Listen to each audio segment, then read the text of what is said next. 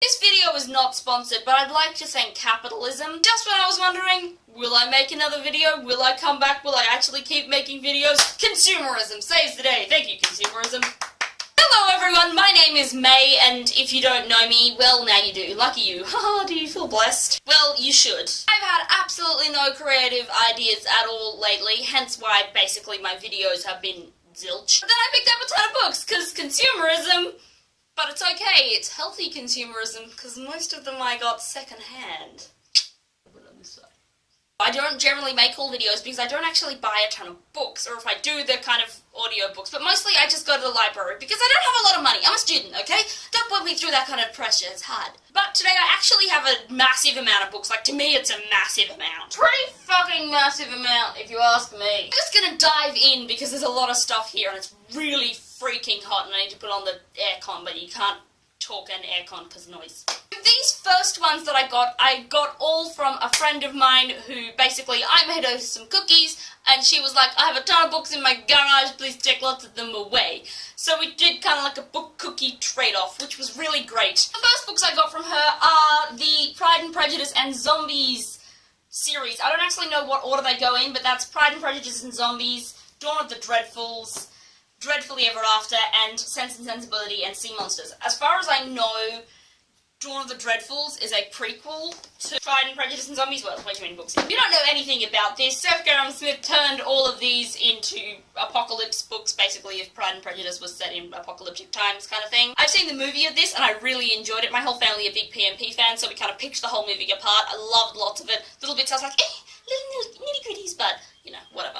That's what happens when you're a die-hard fan. I'm so looking forward to diving into these. Speaking of having seen the movie before reading the book, the next one I have is Chocolat by Joanne Harris, not Joanne. This book, I've also seen the movie, and I also really liked it, and people say that actually the movie is better than the book in this case, so I want to do the experiment and try reading the book and seeing is it as good as the movie, because I really like the movie. I don't know anything about this book. It is basically set in a small French town, and this mysterious woman and her daughter move to this town. She's a chocolatier, and she starts making chocolate, but it's just around Lent, and it's quite a religious town, and so lots of people are all abstaining from eating chocolate and things like that, and it's kind of a lot of town politics and stuff like that. Or at least that's kind of what the movie is about. I don't know if this is very similar, but I assume it is. Well, it's got chocolate on the front. A Paris thing.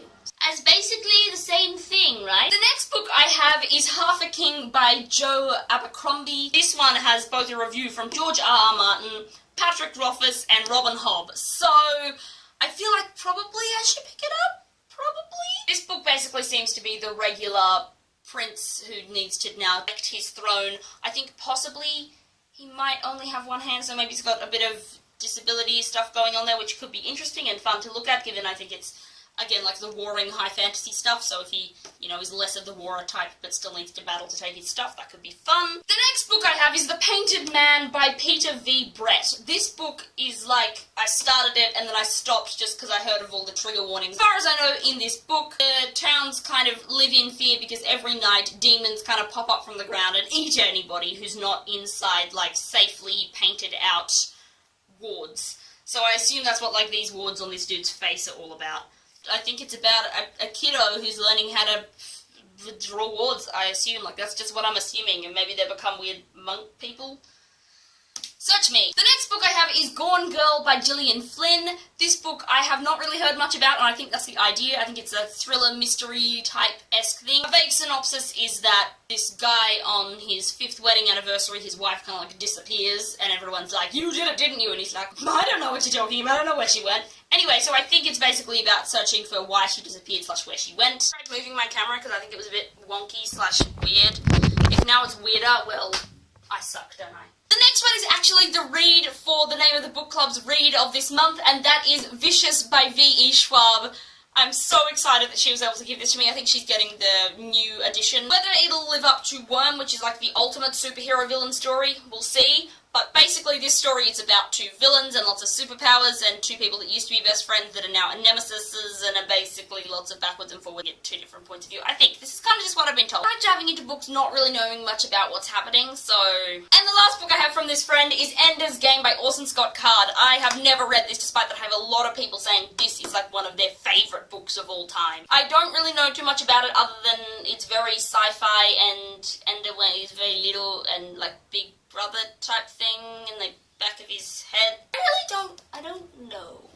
Moving on to two books which I won in a trivia game thing at one point. The first one is Wild Cards, which is done by a lot of authors but edited by George R.R. Martin. A synopsis for this is that it's based after the Second World War, and some people have kind of, I think, have they mutated into jokers, which kind of have bizarre mental and physical deformities, and other people are then blessed with supernatural abilities and they're called aces. And the other one that I got is The Hazelwood by Melissa Albert. This book, as far as I know, is about a girl who travels around a lot, and then when her grandmother, who's this author who lives at this strange place called the Hazelwood, dies, some weird stuff happens. Basically, that's all I know from the synopsis, and people just say this book gets really weird. Really fast. The next book I actually picked up for my mother for Christmas, so Mum, if you're watching this, which I know you're not, please stop watching for this book. And that is Danger Music by Eddie Ayres. I happened to be studying in the library and they were launching this book at the library, and so I was like, oh, I'll just go along to that, you know, I'm done studying anyway and the library's closing. I actually realised I recognised Eddie Ayres because I used to know him as Emma Ayres when he presented on ABC Classic Radio. And basically this is about him going to Afghanistan and teaching music where it's incredibly dangerous to, because lots of music there was banned by the Taliban and lots of like musical instruments would be smashed, and just like the different culture things that went on, and just hearing about like his experiences there of what he did, also having his gender change while he was there, and it's just very, very intriguing, and I was so excited to get it, and I also got it signed to my mommy. I'm not going to steal this book's virginity and read it before my mother has. I'm going to be kind. The next two books I got because they were $5 at a great bookstall. The first one being The Hate You Give by Angie Thomas. I've been super looking forward to reading this. I read like a sample chapter of this that was one point available, and I really liked it, so I cannot wait to get into this and just... I'm predicting 5 stars for this one. In fact, I made a whole video on predicting that I get 5 stars for this one. So, yeah. I'm super looking forward to picking this one up. Next one is, like, I don't know, kind of mixed feelings, but this is Zenith by Sasha Alsberg and Lindsay Cummings. Just a little preface for this. Sasha was like the first booktuber I ever saw, and she made me kind of get into both watching booktube, all booktubers, and then kind of wanting to do booktube myself. So I'm really excited to read her debut novel, but on the other hand, I don't think it's going to be up my street at all. Hence why I got it, because it was only $5. Otherwise I wouldn't have got it. But I'm going to read this and try and enjoy it. I'm going to try and enjoy it for what it is. The cover's pretty. We'll see how we go. The final book that I have here is one that I'm super looking forward to, and that is Muse of Nightmares by Laini Taylor. I have started this. I'm loving this. I cannot wait to just, have time to feel like I can read this without just knowing that I should be studying when I want to be reading this. This is the second book to the Strange the Dreamer series. If you don't know Strange the Dreamer, just go read it. Like, you don't need to know anything about it. Just go and read it. It's so beautiful. Just go read it. I'm really sad I don't have my copy of Strange the Dreamer here with me, because it's down in New South Wales, and I was like, I'd put them together and do cute little Instagram pictures, and then just me and this book would get married. It would be so lovely. Will you take me as your reader? Actually, another quick little book which I also got, which is also released this month, is Twice Magic by Crescenda Cowell. I got this on Audible, and I'm going to get a book that's physical from the library because it's got beautiful pictures dispersed all the way through it, but I also want David Tennant to read it out on the audio. This is the sequel to one of my favourite books which I read last year, which was The Wizards of Once. Anyway, I think that about wraps it up for this video. Please leave me comments down below if you've read any of these. Thanks for watching, great to see you, I'll catch you later, goodbye. But I'd like to thank capitalism for making this video possible. Excuse my word, by the way. Yeah, I know it's terrible. I am Rachel Corey, that monologue backwards. Great other little thing that I also learned how to do is I finally know how to do split screen.